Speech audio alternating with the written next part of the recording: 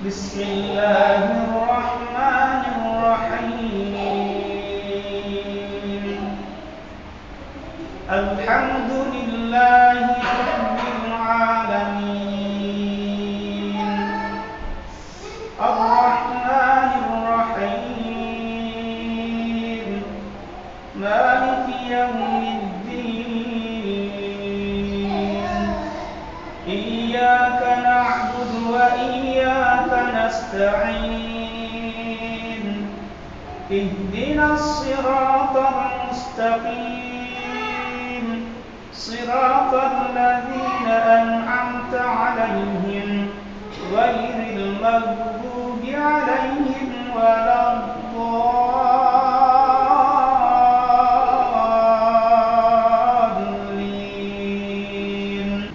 يا أيها الذين آمنوا اتقوا الله ولتنظر نفس ما قدمت لغد واتقوا الله إن الله خبير بما تعملون.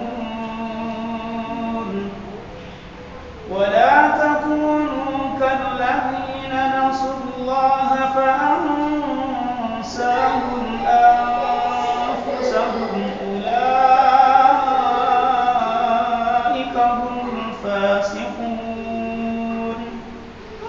لا يستوي أصحاب النار وأصحاب الجنة، أصحاب الجنة هم الفائزون.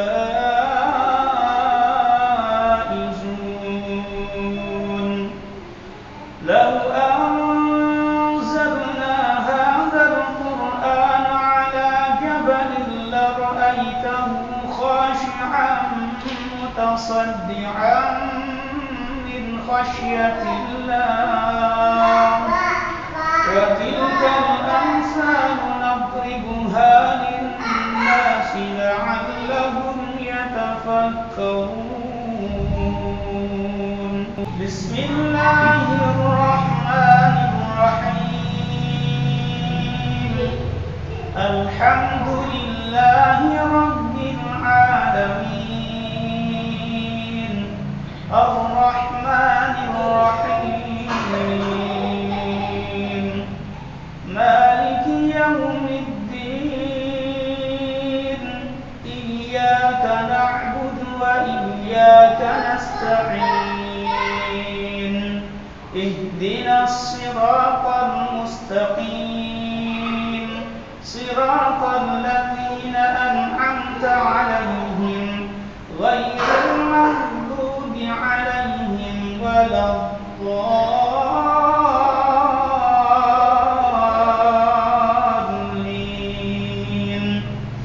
هو الله الذي لا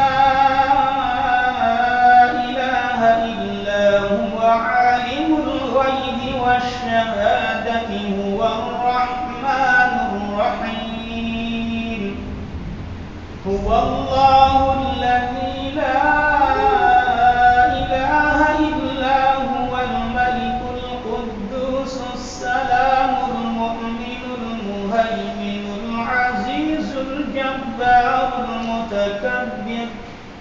سبحان الله عما يشركون.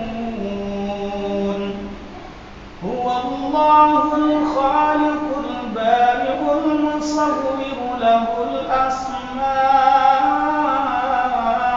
الحسنى. يسبح له ما في السماوات والأرض وهو العزيز الحكيم. بسم الله الرحمن الرحيم. السلام عليكم ورحمة الله وبركاته.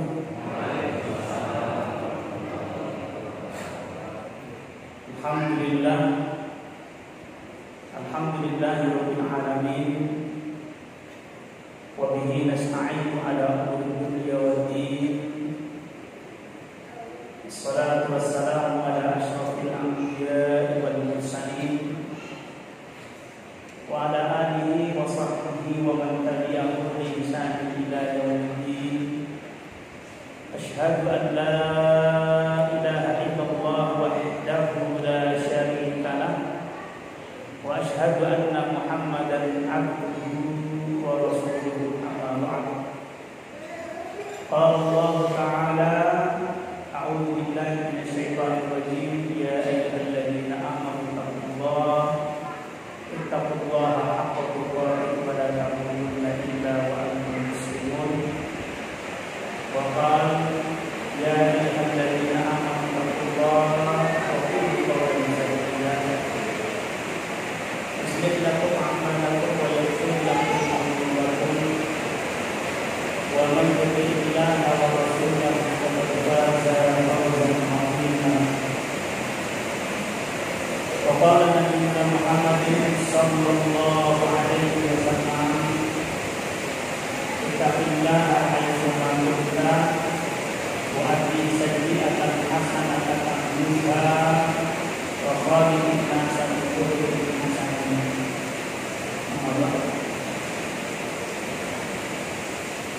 Yang saya hormati para hadirin ulama dan saya hormati para masyarakat, khususnya yang berada di sekitar bersama, dan saya hormati pula para sepuh, bapak-bapak dan ibu, serta remaja dan menikmati adik-adik dan anak-anak sekalian yang semoga Allah Subhanahu wa Ta'ala merahmati kita semuanya amin ya rabbal alamin. Malam hari ini Allah memberikan anugerah terbesar bagi kita semua. Apa anugerahnya? Yaitu kita bisa menempatkan diri kita untuk memenuhi panggilan Allah, yaitu sholat isya secara berjamaah. Di mana sholat isya itu sebenarnya bagian dari sholat yang berat. Secara khusus yang Nabi Sallallahu Alaihi Wasallam menyampaikan bahwa man shallal bardaini dakhala jannah. Barang siapa yang sholat dua waktu bardaini, waktu yang tinggi, ulama sebagian menjelaskan bahwa bardaini di sini adalah sholat subuh dan sholat isya. Kalau sholat subuh sulitnya kenapa? Bergadang, sulit bangun subuh sehingga di beberapa masjid ataupun mushola kita itu jamaah subuhnya itu jumlahnya jauh lebih sedikit. Masjidnya banyak tapi jamaahnya sedikit. Subuh terutama. Dan pekerjaan setan begitu luar biasa pada malam harinya. Bagaimana ketika kita tidur untuk sulit bangun pada subuh hari. Ada yang di mata, ada yang di lubang hidung, ada yang di telinga bahkan, sehingga azan subuh kita tidak dengar. Padahal toa masjidnya itu berhadapan dengan kamar kita, bukan sekedar rumah tapi kamar kita. Cuma persoalannya tidak dengar kita suara ini. Ada lagi yang kedua sholat yang berat itu, yang sulit, itu sholat isya. Kenapa? Itu seakan ngantuk ini. Apalagi yang kerja seharian, wah itu tidak tidur aja seharian. Tapi Allah mentakdirkan kita untuk bisa hadir pada malam hari ini. Semoga Allah memberikan balasan yang besar, insya Allah Subhanahu wa Ta'ala. Dan pada umumnya Allah Subhanahu wa Ta'ala menyampaikan, wa innaha lakabiratun illa 'alal khashiyin. Sholat itu berat. Sholat itu tidak mudah, melainkan sholat itu berat. Kenapa berat? Karena sulit dimulai. Sehingga Allah menjawab berikutnya, illa ala khashiyin, terkecuali bagi orang yang khusyuk. Untuk meninggalkan sholat gampang apa susah ibu-ibu? Ibu-ibu, meninggalkan sholat gampang apa susah? Ada sinetron milih sholat apa milih sinetronnya? Bapak-bapak, kalau ada sepak bola, kemarin kan ada piala AFF ya, benar ya?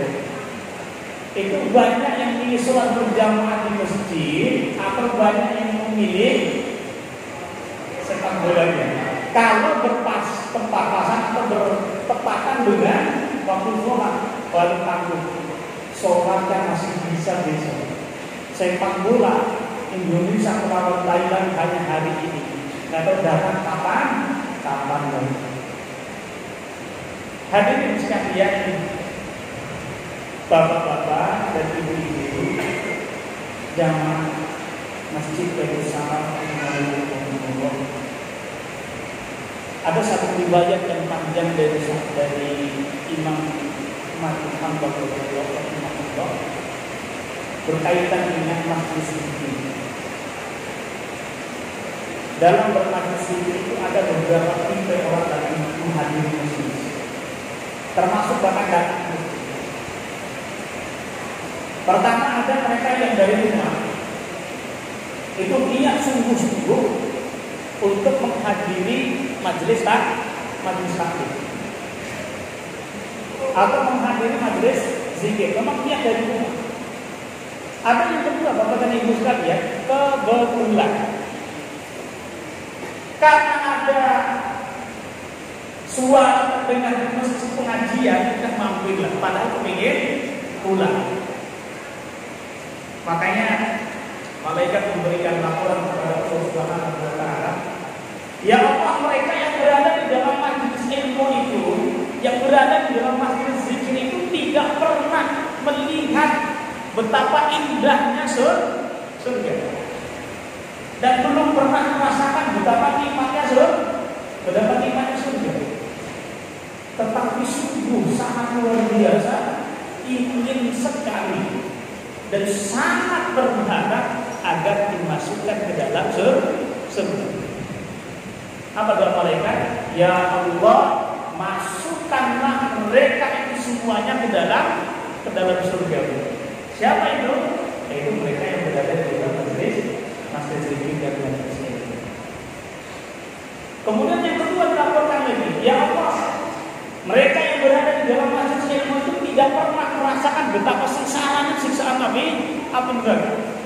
Tidak pernah merasakan betapa dahsyatnya siksa Allah Subhanahu wa taala, tetapi sangat takut untuk dimasukkan ke dalam neraka. Ya Allah, jauhkan mereka dari siksaan api neraka. Doa malaikat itu terkabul Bapak dan Ibu sekalian. Sedangkan doa kita belum tentu. Nah, itu doa malaikat yang dipanjatkan oleh para malaikat kepada Allah Subhanahu wa taala. Kepada siapa? Kepada mereka yang sedang berada di dalam masjid ini. Sehingga senada dengan doa yang diajarkan oleh Rasulullah sallallahu alaihi wasallam kepada kita, Allahumma inni as'aluka ridhaka wal jannah wa na'udzu bika min sakhatika wan nar. Ya Allah, aku mohon kepada Engkau keridhaan-Mu. Mohon pertama itu apa Bapak dan Ibu? Ridho Allah, bukan ridho manusia. Setelah mohon ridho Allah, berikutnya apa?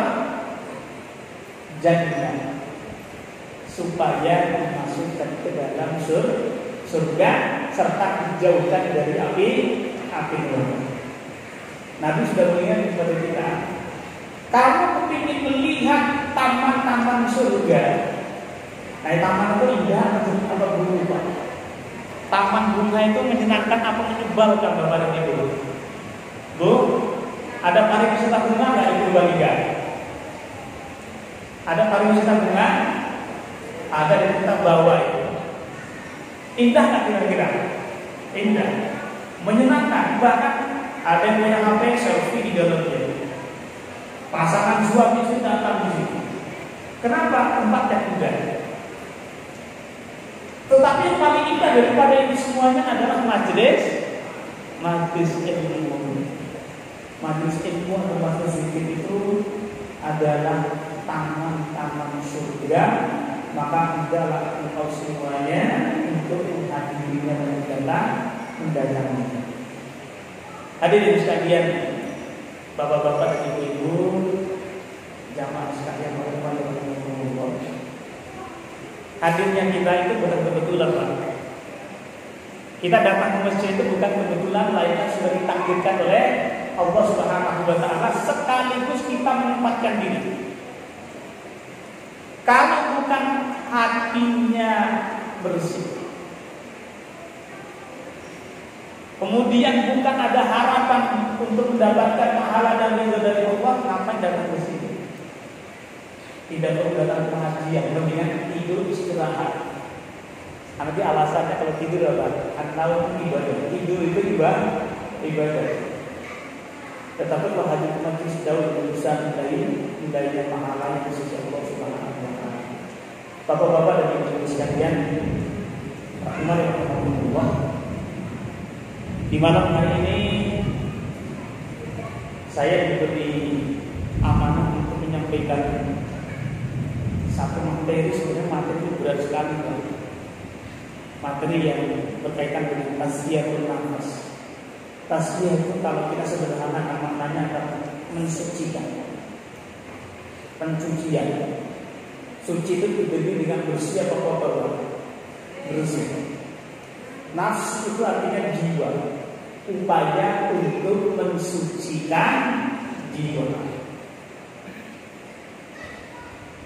Kalau kita bicara tentang tasbihul nafas, itu tidak jauh dari bicara persoalan hati kita.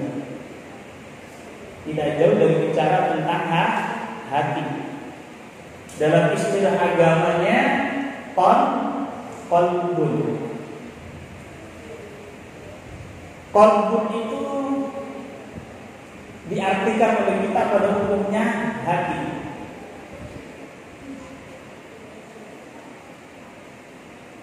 Kemudian Rasulullah SAW memberikan satu gambaran bahwa ala inna fil jasadi mudghah idza saluhat saluhal jasadu kulluh wa idza fasadal jasadu kulluh ala wahyul qalbi. Hadis ini potongan hadis yang ini. Hadis yang diriwayatkan oleh Imam Bukhari dan Muslim. Kalau di dalam kitab hadis Arba'in Kutai, buku kecil yang ditulis oleh Imam Nawawi, hadis ini adalah hadis yang benar.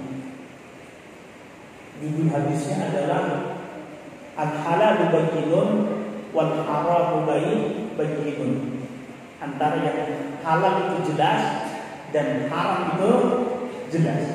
Wa bainahuma mustabihan. Di antara halal dan haram itu ada namanya sesuatu yang samar-samar. Samar-samar itu artinya apa? Subuhan dalam bahasa agamanya. Nah, pada potongan hadis ini sampaikan ala inna fil jasadi mudghah. Ketahuilah bahwa di dalam jasad, di dalam badan manusia itu ada mudghah. Mudghah itu segumpal daging. Ada segumpal daging di dalam badan manusia. Di mana daging ini idza saluhat, kata Nabi. Jika ada segumpal daging itu baik, saluhal jasad kulluh, maka baik seluruh anggota badan. Kalau segumpal daging tadi baik, maka seluruh anggota badannya menjadi baik. Namun kebalikannya Bapak dan Ibu sekalian, idza fasada, Jika segumpal daging tadi itu rusak, fasadal jasadu kulluhu, maka rusaklah seluruh anggota badan. Ala wahyal qalbu, ketahuilah kata Nabi bahwa yang disebut dengan segumpal daging tadi itu adalah hati, qalbun. Nanti kita akan coba membahas tentang hati di situ. Hadirin sekalian, bapak-bapak dan ibu-ibu, jamaah sekalian, rahimahumullah, ada dua penjelasan atau dua makna tentang qalbun di sini. Tentunya tidak sama dengan hati yang ada di dalam dada kita ini. Ada dua penjelasan. Pertama, bahwa qalbun itu artinya inti dan kemuliaan terhadap sesuatu. Hati makna pertama adalah inti dan kemuliaan sesuatu. Sehingga diberikan pengertian yang pertama, manusia dikatakan memiliki hak qalbu. Karena di dalam badan manusia, di dalam jasad manusia itu terdapat sesuatu yang paling inti dan memiliki kemuliaan. Itu makna yang pertama. Kemudian ada makna yang kedua. Qalbun itu artinya, ini berasal dari bahasa Arab, bolak-balik. Qalbun artinya apa? Sesuatu yang bolak-balik.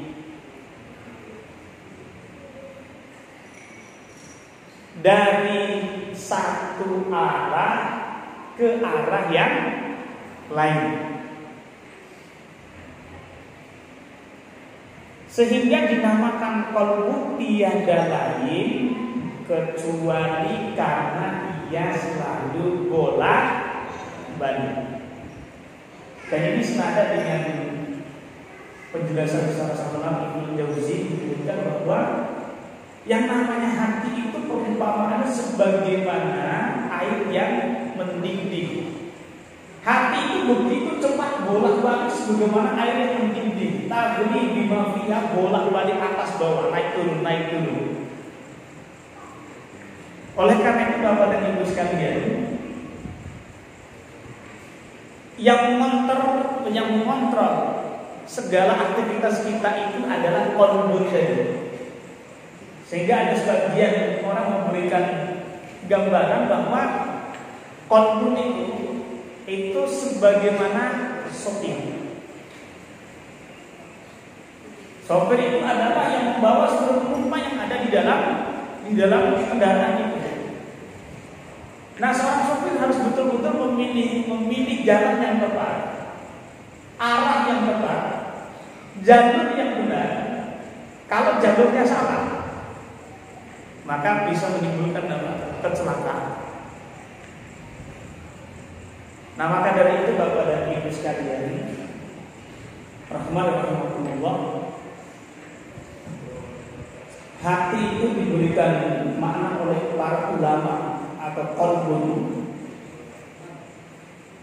rajanya anggota badan. Qalbun itu atau hati adalah apa? Rajanya anggota badan. Sedangkan anggota tubuh kita itu adalah bala tentaranya. Oleh karena itu yang mengatur seluruh aktivitas kita. Kita mau kemana, mau ngapain, itu adalah hati. Kita datang ke masjid itu adalah hati kita yang menggerakkan.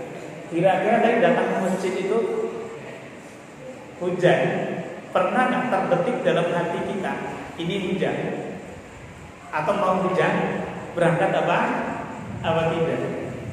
Nanti kalau saya berangkat itu budaya deras. Paling kayaknya pengajian nanti bisa apa? Bisa ditunda. Ataupun bisa dalam hati kita akan muncul kalau hujan biasanya yang datang banyak apa sedikit sedikit. Ibu-ibu sepakat kalau hujan datang banyak apa sedikit? Karena dari rumah udah punya perasaan hujan. Hadirin sekalian, rahimahullah. Oleh karena itu perlu dikontrol, diatur hati kita agar arahannya pada arah yang benar. Dan semoga dijauhkan dari arah yang tidak benar. Kita niat untuk melakukan kebaikan, hati juga yang berbicara. Kita hari ini misalnya pilihannya A, bisa jadi besok pilihannya B. Mudah berubah. Dalam keinginan kira-kira kita sering berubah apa enggak? Keinginan kadang-kadang bisa pengaruh dengan satu kondisi. Begitulah hati kita cepat sekali berubah. Ada orang hari ini beriman, besok bisa kafir. Atau bisa jadi hari ini kafir, besok bisa beriman. Maka ketika kita melihat sesuatu Bapak dan Ibu sekalian, jangan lihat dari segi keburukan orang saja. Karena tidak ada di antara kita yang tahu hati seseorang hari ini begitu keras hatinya, ternyata besok bisa berubah. Kita kenal paman Nabi Sallallahu Alaihi Wasallam yang terkenal dengan singa pada pasir, yaitu sahabat Hamzah. Itu sangat membenci Rasulullah Sallallahu Alaihi Wasallam meskipun ponakannya. Namun ternyata apa? Ternyata berubah menjadi seorang sahabat Nabi, menjadi seorang Muslim yang luar biasa. Ada lagi sahabat Nabi yang berikutnya yang tadi ingin membunuh Nabi. Siapa itu Bapak dan Ibu? Umar, sahabat Umar bin Al-Khattab radhiyallahu anhu.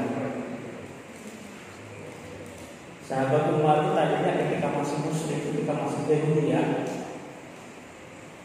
itu ingin membunuh Nabi sallallahu alaihi wasallam. Dengan terkabulnya doa Nabi sallallahu alaihi wasallam, Nabi itu pernah berdoa begini, ya Allah, menangkan Islam dengan dua umat. Menangkan Islam dengan dua umat. Satu Umar bin Khattab, yang kedua adalah yang namanya Abu Jahal. Yang dikabulkan ternyata siapa? Sahabat Umar bin Al-Khattab, terkenal dengan ahli bulan. Kalau mungkin di zaman kita ahli petarung ya, senangnya berkelahi. Tapi begitu akan mendoakan, bukan mendoakan keburukan, tapi mendoakan agar diberikan hidayah. Sehingga kita ketika melihat saudara kita, anak kita yang barangkali hari ini belum kenal dengan masjid, atau belum kenal dengan sholat, bahkan masih cenderung dalam mabuk, minuman dan lain sebagainya, itu jangan doakan keburukan.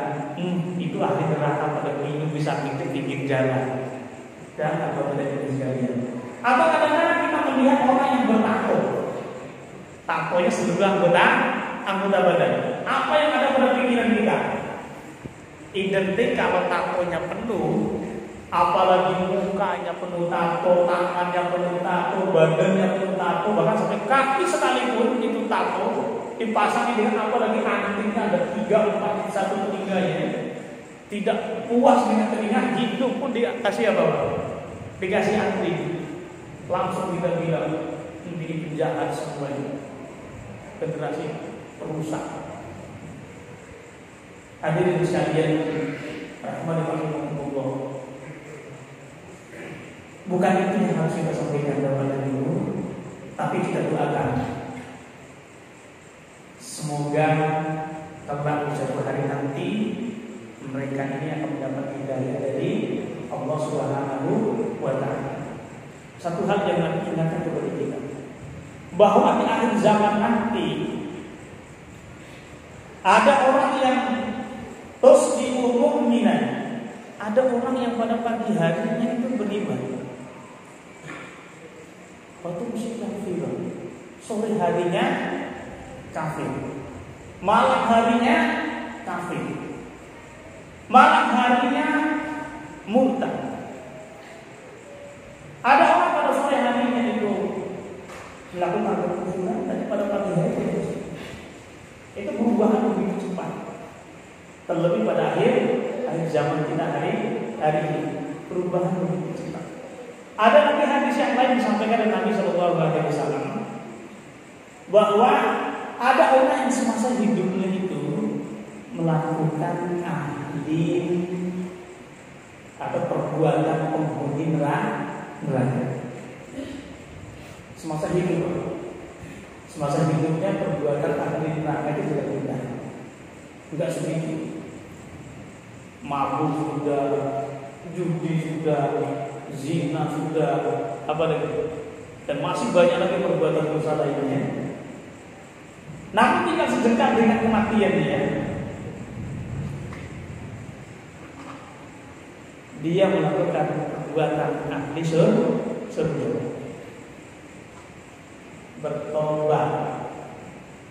bertobat dari segala dosa yang pernah ia lakukan semasa hidupnya, masa lalunya, menyesali seluruhnya, dan dia menekat untuk berubah kembali kepada fitrahnya, kembali kepada sang penciptanya, kembali kepada Allah Subhanahu wa Ta'ala, melakukan segala yang pernah dia lakukan dari keburukan sebelumnya, dan kemudian dia wafat, dia masuk ke dalam mana? Pada khabarnya, dia masuk ke dalam surga. Ada lagi kebalikannya, yang semasa hidupnya melaksanakan amalan ahli surga, tinggal sedekat dengan kematiannya dia melakukan amalan ahli dan pada akhirnya dia masuk ke dalam neraka. Hadirin sekalian rahmatullah, maka tidak ada jaminan bagi kita mohon kepada Allah dalam doa yang diajarkan oleh Rasulullah SAW. Ya muqallibal qulub, wahai zat yang membolak-balikan hati, sabbit qulubana ala taati, teguhkan hati kami dalam ketaatan kepadamu.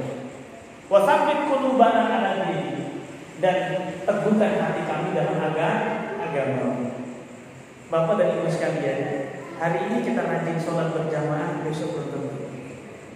Ya enggak Pak? Atau hari ini kita tidak pernah berjamaah, besok bisa berjamaah rajin. Hari ini Anda tidak sholat, tapi siapa yang tahu besok dia dapat hidayah kemudian menjadi muadzin di sini. Bahkan bisa berubah menjadi seorang imam sekalipun. Dan itu kisah tidak sedikit Pak. Itu artinya apa? Hati itu betapa milik siapa? Milik Allah yang selalu bolak-balikan hati kita, sehingga disitulah Nabi mengajarkan agar tidak sombong ketika kita punya kelebihan. Kalau kita sebagai ahli ibadah hari ini jangan bangga dengan ahli ibadahnya. Kalau kita hari ini menjadi orang yang paling dermawan, jangan bangga dengan dermawanannya. Kalau hari ini kita menjadi orang yang kaya, jangan bangga dengan kekayaannya, karena bisa suatu saat akan berubah jatuh miskin dan kemudian kita mati dalam keadaan kekufuran. Oleh karena itu satu hal yang paling penting Bapak dan Ibu, kita mohon kepada Allah agar kita tetap memberikan keteguhan hati kita dalam ketaatan dalam menjalankan agama ini.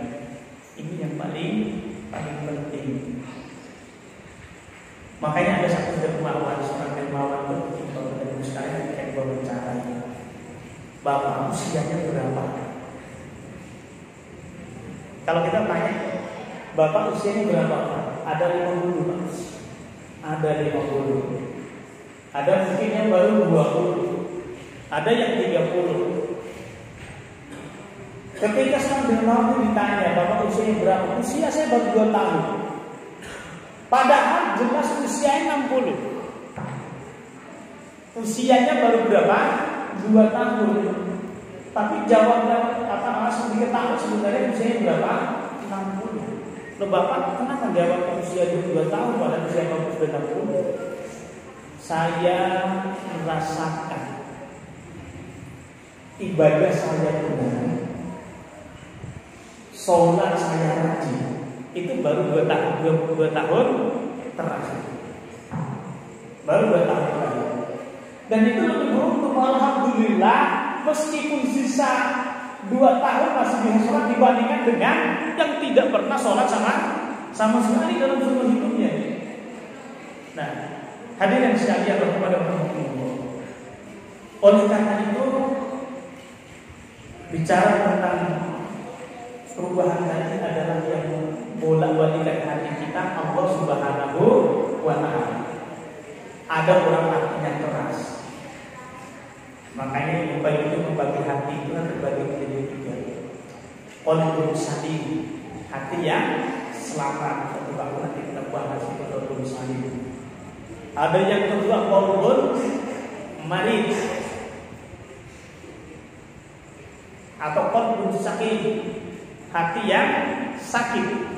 Dan ada yang ketiga qalbun mayyit, hati yang sudah mati. Sederhananya, qalbun salim itu hati yang mudah menerima kebenaran, hati yang mudah lunak untuk menerima kebaikan dari Allah dan Rasulnya. Ada hati yang sakit, hati yang mati, hatinya orang-orang munafik. Hati yang sakit itu hatinya orang-orang munafik. Di surah Al-Baqarah diterangkan oleh Allah. Kelihatan baik tapi ternyata tidak baik. Zahirnya muslim tapi pada hatinya adalah dia kafir. Ada yang ketiga, mari atau majid. Yang ketiga majid itu adalah hati yang mati, yang betul-betul sudah sangat menolak kebenaran dari Allah dan Rasul. Nah, hadirin sekalian, bapak-bapak dan ibu-ibu sekalian, teman-teman, karena hati tadi sudah disampaikan bolak-balik. Kadang-kadang kita semangat, kadang-kadang tidak. Hari pernah mungkin suatu ketika kita membaca Quran, betul betapa nikmatnya baca Quran, bahkan sampai meneteskan air mata. Bisa 1 kali duduk 1 juz selesai. Bahkan setiap hari baca Quran, betapa berdiri satu dan dinikmati. Tapi pada suatu waktu baca Quran biasa saja, nggak ada rasa, nggak ada yang dinikmati sama sekali. Atau mungkin suatu ketika sholat juga, sholat sunnah maupun sholat wajib, betapa khusyuknya kita di dalam sholat. Tapi pada sholat tidak yang lain ternyata tidak khusyuk juga. Nah, oleh karena itu Bapak dan Ibu sekalian, itu perubahan hati kita. Tapi perlu dijaga, perlu dikontrol, perlu diatur. Semoga hati kita tetap terjaga. Makanya ulama menyampaikan bahwa ada 5 perkara agar hati kita terobati dan terjaga agar selalu baik, selalu bersih. Kalau Opik itu kan pernah memiliki lagu ya Pak, bahasa Jawa ya, Tombo hati iku 5 perkara. Obat hati itu ada 5. Yang pertama, tilawatul Quran bitadabburihi. Obat hati yang pertama itu baca Quran dilanjutkan dengan mentadabburi isi yang terkandung di dalam Al-Quran. Kita tidak akan mampu mentadabburi Al-Quran kalau nggak paham isinya. Hari ini mudah bagi kita Pak, baca Al-Qurannya sekaligus baca terjemahannya. Disitulah kita mendapatkan bisa merenungi, bisa bisa memahami apa yang ada di dalam Al-Quran. Dengan baca Quran hati kita menjadi apa? Menjadi tenang. Dengan baca Quran hati kita menjadi lembut. Makanya kalau ada orang kerasukan jin, kerasukan setan istilahnya, itu dibacakan apa? Dibacakan Quran. Cukup membacanya apa? A'udzu billahi minasyaitonir rajim. Bismillahirrahmanirrahim. Qul huwallahu ahad. Allahus samad. Lam yalid wa lam yulad wa lam yakul lahu kufuwan ahad. Setannya bubar. Tapi kadang-kadang kembali. Saya baca Qul ternyata ada orang kerasukan jin malah ngikutin bacaan saya dari itu. Malah tambah mau lanjutkan baca. Saya tidak akan takut sama bacaan ini. Ini persoalan kalau ditanya itu yang salah Al-Quran, ini apa yang baca? Kualitas yang baca. Surat Al-Ikhlas tidak pernah salah karena itu firman. Oleh karena itu kita bacanya betul-betul tidak sekedar lisan yang kita ucapkan, tidak sekedar baca dari mulut kita, tapi hati kita ikut meresapi. Makanya Ibnu Mas'ud radhiyallahu anhu menyatakan begini, Bapak dan Ibu sekalian, akan datang di akhir zaman nanti di mana Al-Quran itu tidak sampai Al-Quran itu hanya sampai pada tenggorokan, tidak sampai pada hati. Al-Quran dilombakan, lomba bacaannya paling merdu, lomba bacaan Al-Qurannya paling indah, dapat juara 1 hadiah umroh, juara 1 hadiah haji, dapat undangan dari Raja Salman misalnya, itu beda. Tapi hatinya kosong dari Al-Quran. Sehingga ada satu kisah begini Bapak dan Ibu sekalian, ketika Al-Quran itu tidak sampai pada hati kita, atau Al-Quran sekedar dipisah, apalagi sekedar hafal saja. Hafal itu dapat pahala, baca Quran dapat pahala, tapi tidak kalah pentingnya membaca, menghafal, sekaligus memahami dan diletakkan di dalam hati kita. Kalau tidak, saya pernah satu kisah. Ini kisah ini diizinkan untuk disampaikan, diizinkan untuk dijadikan ibrah. Ibrah itu artinya apa? Pelajaran. Dan bukan berarti untuk menjadi mulia buat kita.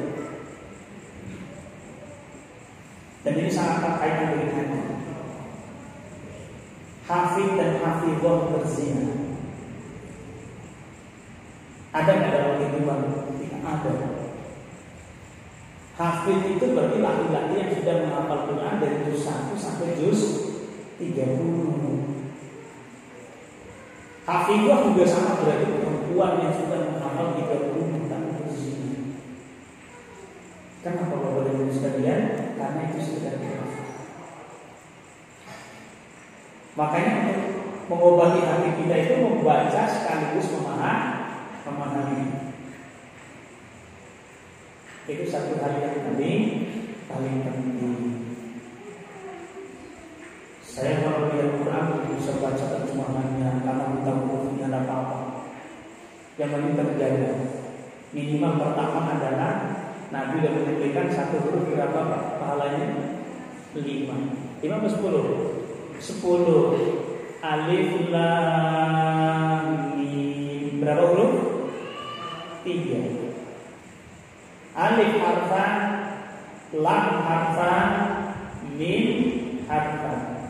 Alif itu satu huruf, lam itu satu huruf, dan mim satu huruf. Kalau dibaca satu kali dulu, alif lam mim, sudah berapa kebaikan yang bisa didapatkan dari bulan?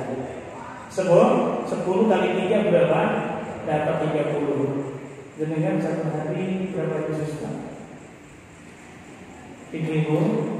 Yang terlebih ibu-ibu yang paling longgar waktunya di rumah. Bu, pagi habis subuh ibu-ibu udah baca Quran. Nanti setelah masak nanti buka lagi Al-Quran, baca lagi ya Bu. menjelang zuhur baca Quran lagi, habis zuhur baca Quran lagi, nanti menjelang asar baca Quran lagi, terus habis itu setelah asar baca Quran lagi ya Bu. Itu kapok masaknya nanti. Atau kebalikannya justru Quran kita nanti 2 bulan lagi. Qurannya nanti 2 bulan. 2 bulan lagi berarti apa Bu? Kapan? Ramadan. Al-Quran di rumahnya kita itu masih utuh. Al-Quran di meja kita masih indah, masih bagus nih. Quran itu masih bagus dan bersih. Belum ada perubahan. Berarti apa itu? Ya karena memang belum pernah dibaca. Quran semakin lusuh berarti sering dibaca. Oleh karena itu Bapak dan Ibu sekalian, nanti sudah mengingatkan kepada kita sampai jam berapa ini dari sini? Terus bilang, Iqra'ul Quran. Karena ini bicara tentang obat hati kita. Iqra'ul Quran. Fa innahu yaji'u yaumil qiyamah syari'an li ashabihi. Bacalah Al-Quran. Kenapa dibaca Quran? Fa innahu yaji'u atau fa innahu ya'ti yaumil qiyamah. Karena sesungguhnya Al-Quran itu akan datang pada hari kiamat. Syafi'an li ashabi, akan memberikan syafaat kepada sahabat-sahabat Quran. Nah ini sahabat namanya apa? Yang membacanya, yang memahami isinya, kemudian yang memahami tafsirnya. Setelah memahami tafsirnya, mengamalkan isi kandungan di dalam Al-Quran. Setelah diamalkan, mengajarkan Al-Quran. Itu seluruhnya adalah Al-Quran, yang dimana Al-Quran ini akan memberikan syafaat kepada mereka semuanya. Ketika seorang hampir dimasukkan ke dalam neraka, timbangan amal kebaikannya kecil, sedikit, maka ada 2 amalan yang datang. Pertama adalah Al-Quran. Apa Quran bilang? Ya Allah, akulah yang menghalanginya untuk tidur pada malam hari. Akulah yang melarangnya dia tidur pada malam hari ya Allah, sehingga dia bangun malam untuk membaca, mentadaburi Al-Quran. Ya Allah, izinkan aku untuk memberikan syafaat kepadanya. Al-Quran itu setia. Al-Quran sangat setia kepada yang membacanya, yang mengajarkannya, yang mengamalkannya. Setia banget datang, cinta kepada kita.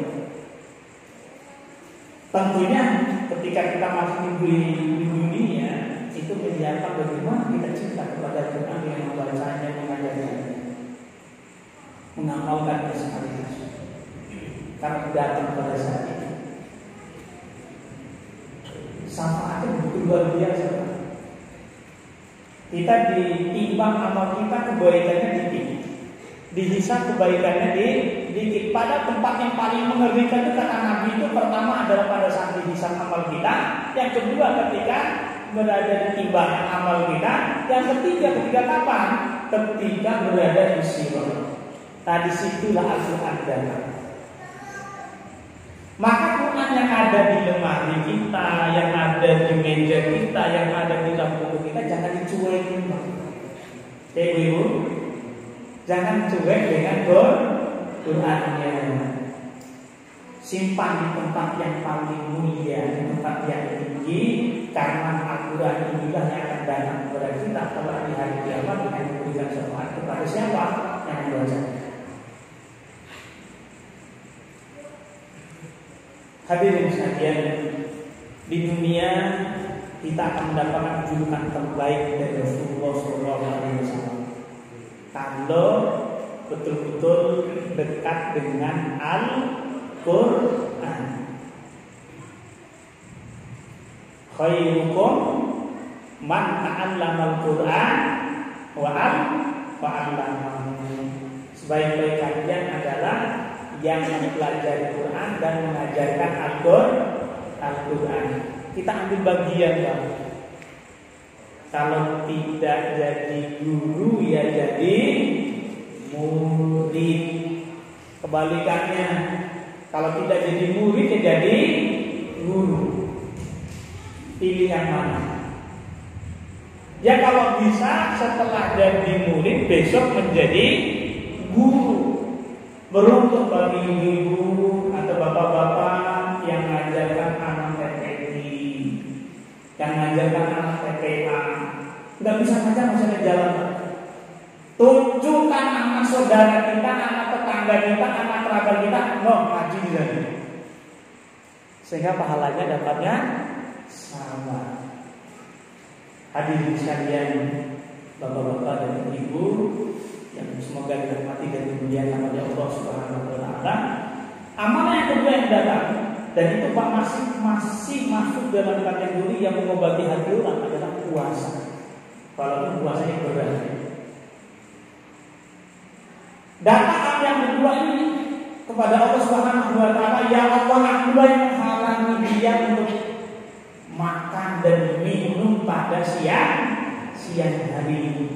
Izinkan aku ya Allah untuk memberikan syafaat kepadanya. Syafaat itu artinya apa, Pak? Syafaat itu kita mendapatkan pertolongan. Dari tadinya kita banyak membutuhkannya, kemudian ditambah menjadi ada kebaikan yang berjumlah lebih daripada itu semua. Tadinya timbangan amal soleh sedikit ditambah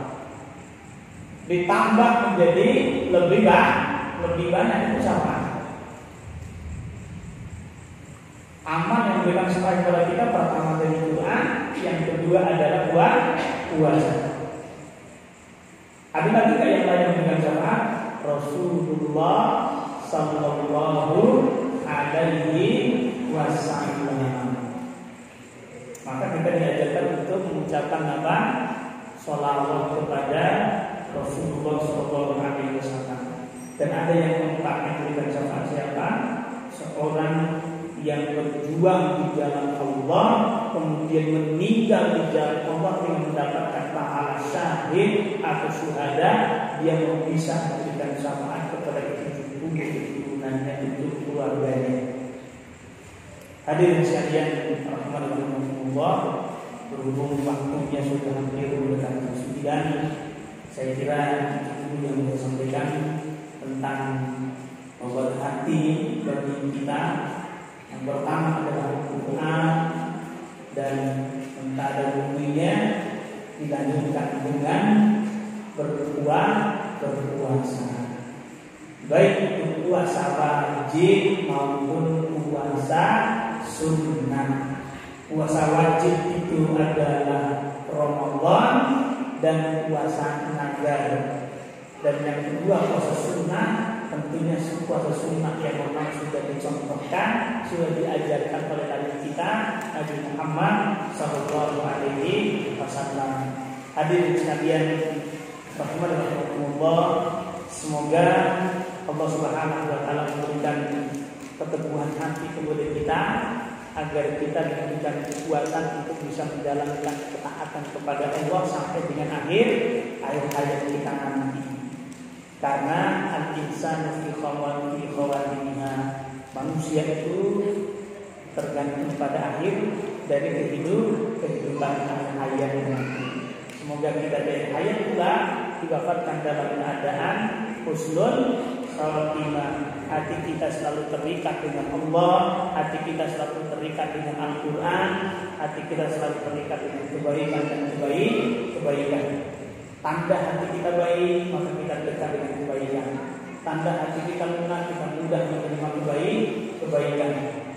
Tapi perlu dijaga dari hal-hal yang bisa merusak hati kita lain. Di lain kesempatan, semoga Allah memberikan kesehatan, kemampuan buat kita semuanya, dan masih dibutuhkan kembali oleh Allah Subhanahu wa Ta'ala. Demikian yang dapat saya sampaikan. Mohon maaf bila ada kata yang kurang berkenan, dan saya mohon maaf kepada adik sekalian. Sekaligus mohon ampun kepada Allah Subhanahu wa Ta'ala. Astagfirullahaladzim. Iwalakum Allahu a'lam bishawab. Assalamualaikum warahmatullahi